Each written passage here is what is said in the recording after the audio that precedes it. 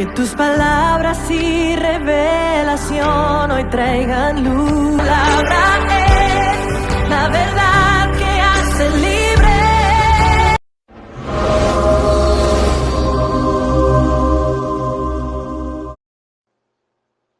Alabado sea el nombre del Señor. Aleluya. Gloria a Jesús. Bendito sea tu nombre, Jesús. Que Dios te bendiga mucho. Soy tu hermano ministro Jonathan Ventura y voy a estar leyendo en Gálatas capítulo 5, verso 19 al 21. Gálatas capítulo 5, verso 19 al 21. En el nombre del Padre, del Hijo y del Espíritu Santo, dice la palabra del Señor.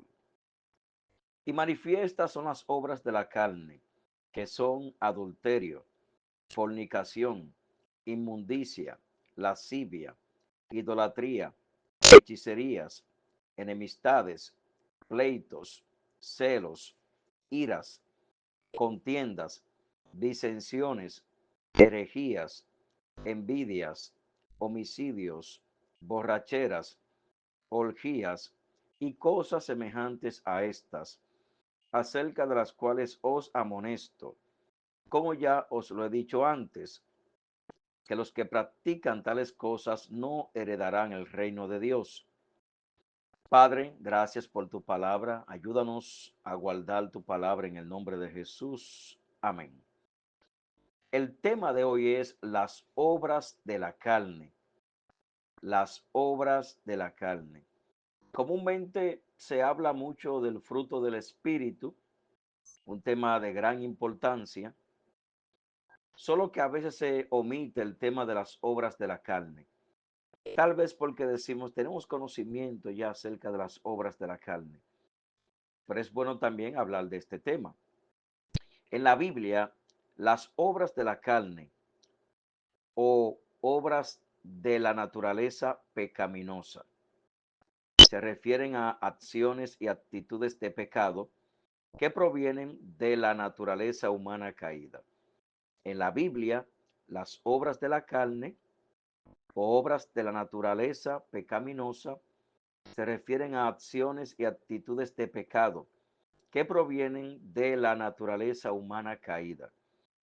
Se encuentran principalmente en Gálatas capítulo 5, versículo 19 al 21, e incluyen inmoralidad sexual, adulterio, fornicación, impureza, lascivia, idolatría, hechicería, enemistades, pleitos, celos, iras, contiendas, disensiones, herejías, envidias, homicidios, borracheras y orgías, advirtiendo que quienes las practican no heredarán el reino de Dios, a diferencia del fruto del Espíritu. Tomando en cuenta que Pablo escribe acerca de las obras de la carne y que al concluir, luego de enumerar estas obras de la carne, dice la Biblia, cuando Pablo ya termina de enumerarlas, y cosas semejantes a estas. Es decir, que aunque enumeró ciertas obras de la carne, hay muchas más. Es decir, que todo lo que sea semejante a esto que él enumeró es una obra de la carne. Por tal razón, hay que tomar en cuenta esas otras obras de la carne que no se encuentran aquí enumeradas y saber que si son semejantes a estas, la persona que se deja llevar de estas obras estará fallando delante de Dios. ¿Y qué dice la palabra de Dios? Y cosas semejantes a estas, acerca de las cuales os amonesto, como ya os lo he dicho antes, que los que practican tales cosas no heredarán el reino de Dios. Eso es algo claro. El que practica algo como esto, de manera consciente, conociendo que está mal, no puede contar con el reino de Dios. Porque hay personas que pueden caer en una debilidad, se descuidaron, pero luego esa gente reflexiona, esa gente se arrepiente delante de Dios, esa gente pasa su proceso, se restaura y ya. Pero hay personas que persisten en practicar estas obras y nunca hay un arrepentimiento, en su corazón no está. Pablo quería que los Gálatas, que la mayoría de ellos venían de la gentilidad, entendieran que esas prácticas que ellos conocían no debían estar en alguien que se ha identificado como seguidor de Jesucristo, porque eran prácticas comunes para ese tiempo y entre ellos. Y también entendiendo que si ellos pretendían vivir conforme a la ley como enseñaban los judaizantes, que enseñaban que no bastaba con el sacrificio de Cristo para salvación, que también debían guardar la ley.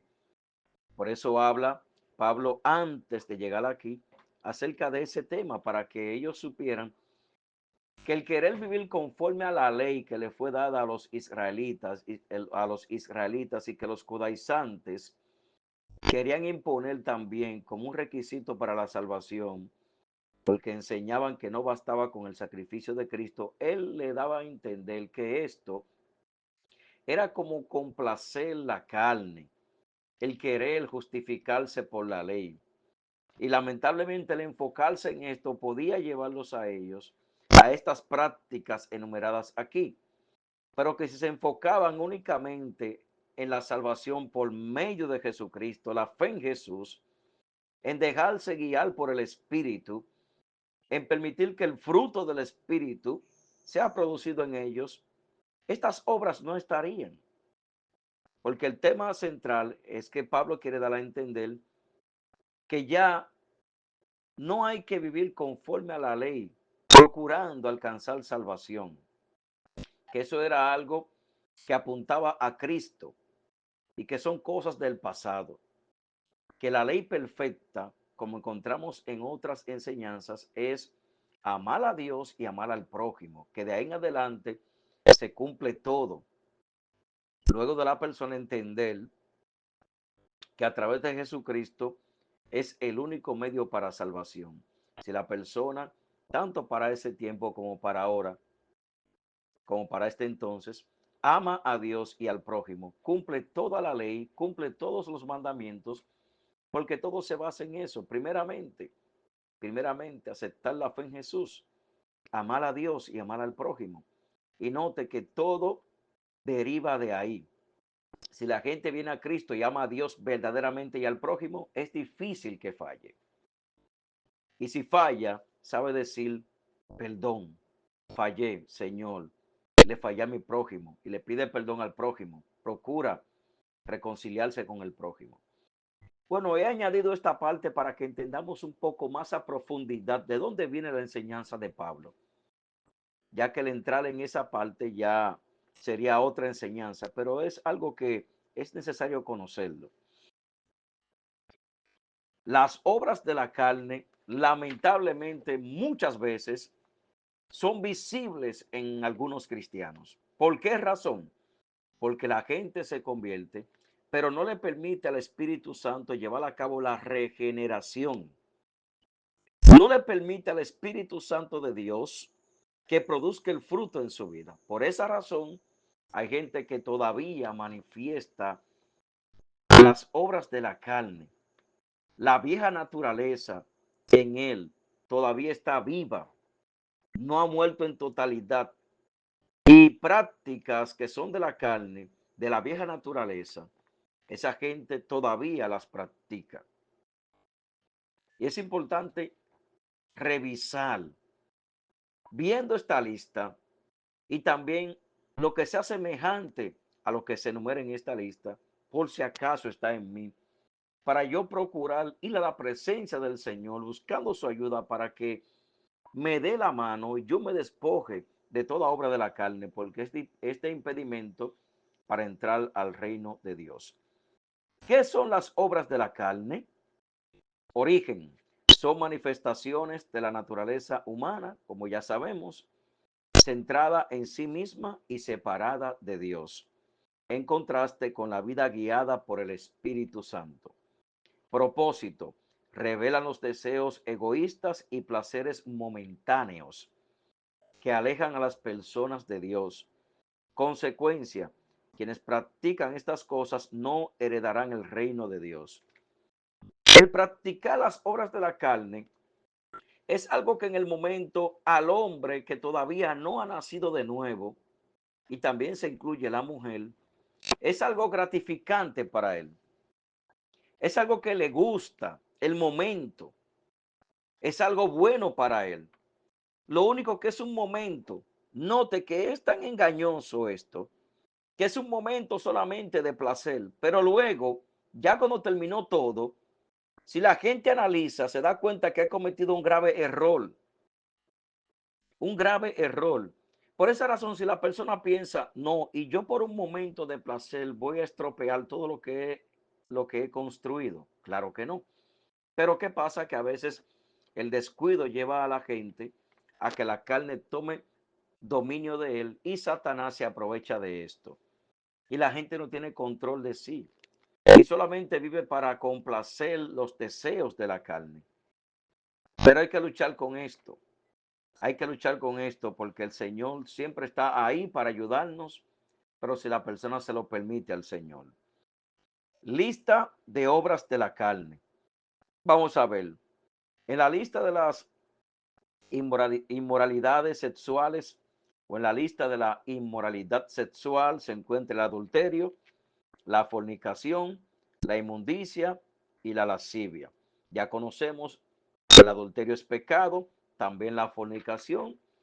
Solo que Pablo tenía que enumerar esto porque tal vez para nuestro tiempo ahora, como es tan evidente, tan claro, de que esto es que estos son pecados graves, tal vez entendemos, no, ya yo eso lo conozco, lo sé bien, pero para el tiempo de ellos esto era algo normal e incluso había una enseñanza que se propagó que daba a entender que se podía ser cristiano y seguir fornicando, que se podía ser cristiano y practicar el adulterio, que Dios lo que tenía que ver era con el espíritu y con el alma, pero no con el cuerpo. Si, por ejemplo, esta enseñanza se creía, era como decir, no, lo que se practica con el cuerpo, Dios no lo toma en cuenta, sea bueno o sea malo, porque Él lo que está es pendiente al espíritu, al alma. Lo que se practica con el cuerpo no tiene que ver con la salvación. Entonces, esa enseñanza se propagó para aquel entonces. Si esa enseñanza se cree de esa manera, la gente podía fornicar, podía adulterar y todo estaba bien porque era algo del cuerpo. Y como se enseñó para aquel entonces los falsos maestros de que el tema de Dios era con el espíritu y el alma, entonces los de afuera no tenían ningún problema. Pablo debía combatir contra esto. Por eso hace mención de esto, sabiendo nosotros que ya estamos claros de que esto está mal delante de Dios. Inmundicia. No solamente con la práctica del cuerpo, también con los pensamientos. Con los pensamientos. El tener pensamientos de carácter sexual de manera inapropiada, esto es inmundicia.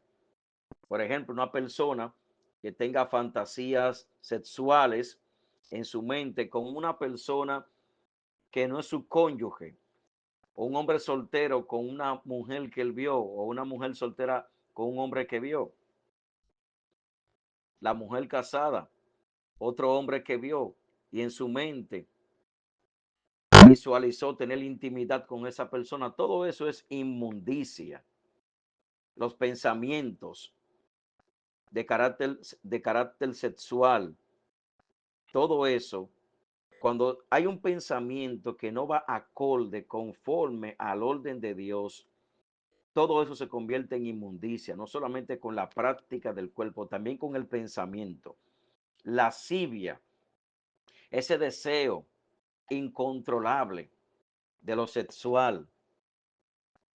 Bueno, dirá alguien, pero ya en el cristianismo esto no aplica. Sí puede aplicar, porque es un deseo incontrolable de lo sexual. Supongamos que una pareja de esposos, porque aquí está en el orden, ok, son esposos, pero supongamos que una pareja de esposos tiene tanto deseo sexual que le impida ayunar, le impida orar, le impida hasta ir a la casa de Dios porque siempre están en el acto. Y llegó la hora del servicio y hay que tener el acto. Y no se congregaron ni hoy ni mañana porque tienen que estar constantemente en esto. Y es diariamente, 2, 3 veces diariamente. Y no se puede ayunar, no se puede hacer algo más. Solamente complacer ese deseo se convierte en lascivia. Hay una exageración porque es importante que la pareja de esposos mantenga esto, pero ya cuando hay un desenfreno y que lo único que se piensa en esto se convierte en lascivia. Y mire que son casados, pero hay que entender que la exageración es peligrosa, porque ya sabemos que aquel cristiano, la cristiana, sea casada, casado, soltero, soltera, si está con frecuencia con parejas diferentes, personas diferentes en esto, eso es un pecado grave en todo el sentido. Ya eso lo conocemos, pero y dentro de un matrimonio, la exageración, que esta gente se descuida de la búsqueda en Dios, de la santificación, de la consagración, porque tiene que estar en el acto sexual con frecuencia. Eso es lascivia. Hay que tener mucho cuidado. Religión y espiritualidad falsa, idolatría, hechicerías, brujería, espiritismo. Bueno, si vamos a ver esto, decimos, no, pero el cristiano no se arrodilla a adorar una imagen, no practica la hechicería, tampoco la brujería, nada de eso. Claro, son prácticas que estaban en ellos que Pablo tenía que dar a entender que eran de la carne. Solo que hay que entender que cuando se habla de idolatría, no solamente es postrarse ante una imagen. Una idolatría puede ser que la persona, el lugar que le corresponde a Dios, se lo dé a otra cosa o a otra persona. Puede convertirse en idolatría. El alabar excesivamente a alguien. E incluso una persona puede cometer el error de tener idolatría hacia un líder, hacia un predicador, una persona que Dios utiliza. Y ya el principal no es Dios en la vida de esa persona, es esa otra que él admira tanto. La gente puede practicar la idolatría con los hijos, con el esposo, en el sentido de darle el lugar que le corresponde a Dios a ellos. Darle el lugar que le corresponde a Dios a ellos. Y en primer lugar no está Dios, sino el esposo, la esposa o los hijos, el trabajo, los amigos, etcétera. Eso se convierte en idolatría. Cuando la gente, lo que le corresponde a Dios, el lugar que le corresponde a Dios, se lo da a otra cosa o a otra persona. Se convierte en idolatría. Y el cristiano no cae en idolatría porque se inclina ante una imagen, pero sí puede caer en la idolatría de no tener a Dios en primer lugar y sí tener en primer lugar a una persona, sea pariente o no, e incluso hasta los bienes materiales, hasta un vehículo, una casa, bienes materiales, la persona puede caer en idolatría y el lugar que le corresponde a Dios, dárselo a eso material. Es una forma de idolatría. Puede buscar en el diccionario de la Real Academia el significado, la definición de idolatría, para que entienda lo que le digo. Conflictos interpersonales, enemistades, pleitos, celos, iras, contiendas, disensiones, herejías, envidias, enemistades. ¿Cómo es posible? Cristianos que son enemigos, cristianos que pelean, cristianos que entre ellos hay celos, cristianos iracundos, cristianos que siempre están en contiendas, en disensiones, cristianos que son envidiosos, cristianos que son herejes, porque lamentablemente ellos, por estar inventando, se salen de la Biblia y traen una doctrina contraria y diferente a lo que enseña la palabra de Dios. Se convierte en herejía. Un caballero que enseñó, lo vi yo en un programa, que enseñó que él comprobaba por la Biblia que Jesús había cometido pecado. Eso es una herejía. Él va a utilizar la Biblia para sustentar su herejía. Eso es una herejía. Y lamentablemente hay cristianos, predicadores, enseñadores que han caído en herejías por estar inventando, por traer algo nuevo, diferente a lo que dice la Biblia. Porque para ellos ya demasiado tiempo con lo mismo, con la Biblia. El pueblo necesita algo diferente. Mentira del diablo.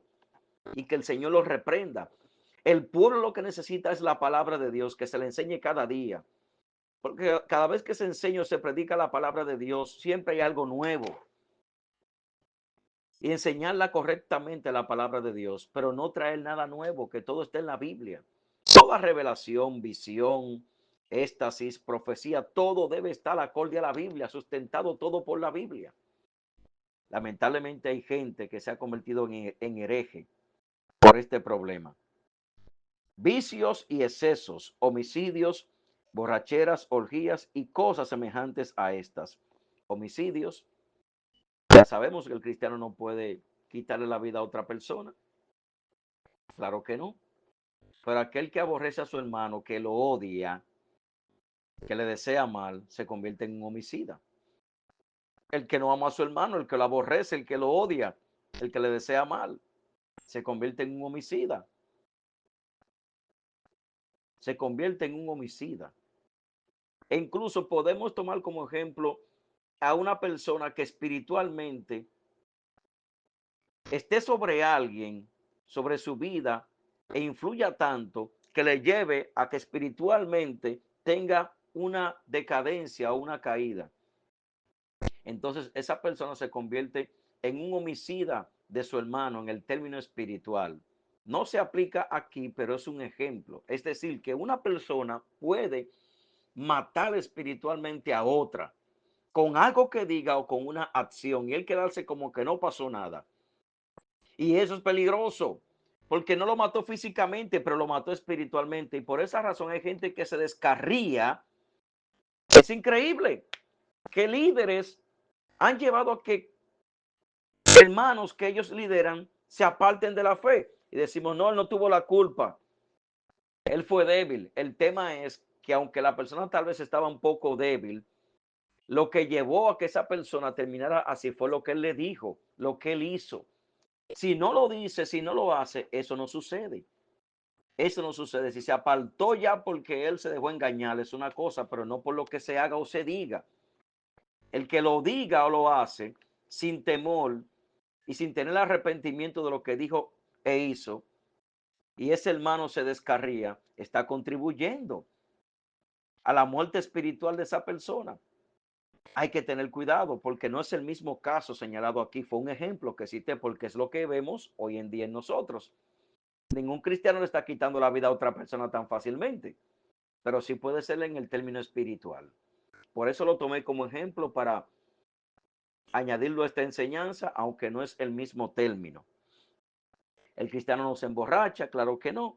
Las orgías para aquel tiempo en los cultos idolátricos se practicaba las orgías, ellos conocían esto. Y también orgía para aquel entonces, aparte de las orgías que ya conocemos, también era comer en exceso para luego introducirse los dedos y vomitar, para seguir comiendo y continuar con lo mismo. También esto era orgía, conocida para aquel entonces. Todas estas prácticas son condenadas por la Biblia. La inmundicia, como ya dije, que es impureza, deshonestidad, libertinaje, lascivia, que es propensión a los deleites carnales, es lujuria, sensualidad, idolatría, adoración que se da a los ídolos, amor excesivo y vehemente a alguien o algo. Aquí fortalezco lo que he dicho para concluir. Entonces, ahora contraste con el fruto del Espíritu. Las obras de la carne se contraponen al fruto del Espíritu Santo que incluye amor, gozo, paz, paciencia, benignidad, bondad, fe, mansedumbre y templanza. Los creyentes son exhortados a hacer morir por medio del Espíritu estas prácticas pecaminosas para vivir una vida de santidad, en lugar de dejarse llevar por la naturaleza carnal. Que Dios te bendiga mucho y observemos esto para que no permitamos que estas obras de la carne se apoderen de nosotros.